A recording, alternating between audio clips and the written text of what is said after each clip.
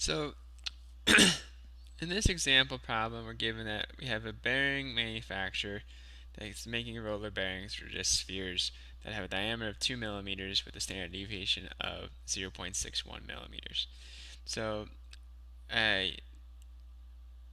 but from a box of bearings before it ships, they take a sample size of 25 bearings, and they found that the average diameter of the bearings was 2.03 millimeters. So, based off of those 25 measurements, do the measurements support a hypothesis that the average in that box would be 2 millimeters as a whole, right?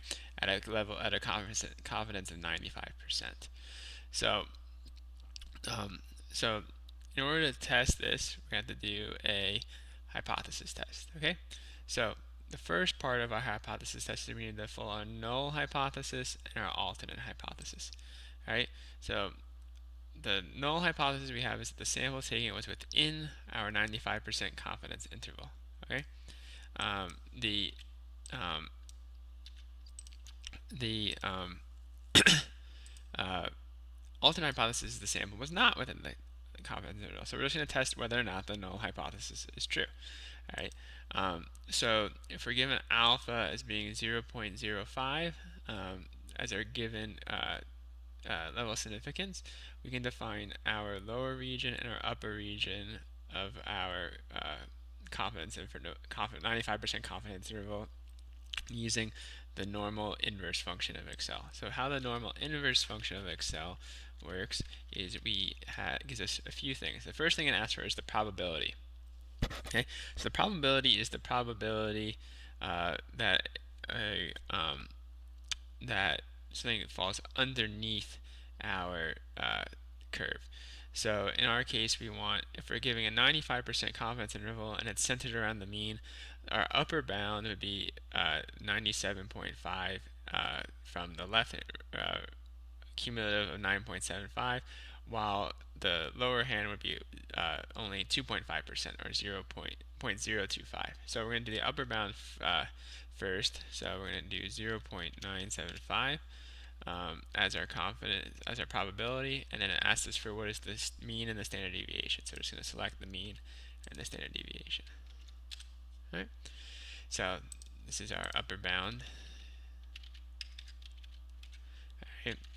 And then our lower bound will do the opposite. So we're going to have the normal dot inverse, and then we're going to have the cumulative probability below 0.025 or 2.5%, and again we need the mean and the standard deviation, so we're just going to select those two.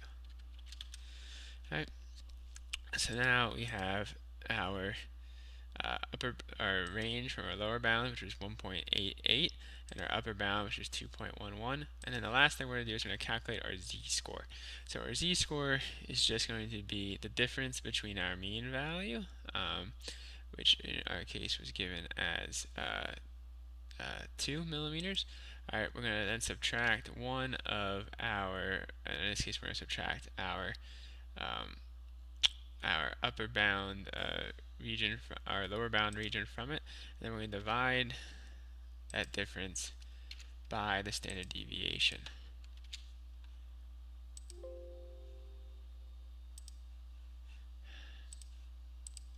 So divide that by the standard deviation. All right, so we get our z value of 1.95996 or 1.96. Okay, for our z-score. All right, so if you looked at the z-table, that would tell you the probability. Again, that z probability would correspond with 95%. Okay, all right, or 97.5% from 50%. Yeah. All right, so then we're going to calculate the z statistic. All right, so the z statistic, the z0 statistic. All right, so the z0 statistic, we use the formula that's on the right-hand side. So we're just going to take the average that we measured. We're going to subtract that from or the true average, I should say. Subtract that from our measured average. Alright, we're going to divide that by the standard deviation divided by the square root of the number of terms. So in our case, the terms are 25 terms. Alright, so So we do that, we'll get this value, and what we can do here is we'll take the absolute, so we get the positive. The value is a positive number. Okay, so the hypothesis test is really easy now that we have two of our z-scores. All right, the question we have is if z0 is less than z, then our null hypothesis is confirmed. Otherwise, our alternate hypothesis is true. All right, so what we can do to do that automatically is we can create an if statement. So we can say if z0 is less than z, all right, we can say true. This would be hypothesis HO is confirmed, right? Or we can say, if not, we can say HA is confirmed.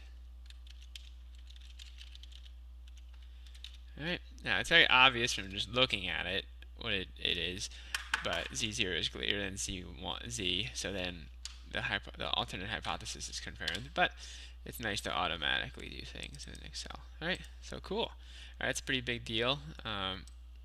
We got that our alternate hypothesis has been confirmed. So basically, if you were the quality assurance manager of the program, you would say that this batch of bearings is very unlikely to have a true average of 2 millimeters. So because of that, you should not ship that shipment of bearings. Okay.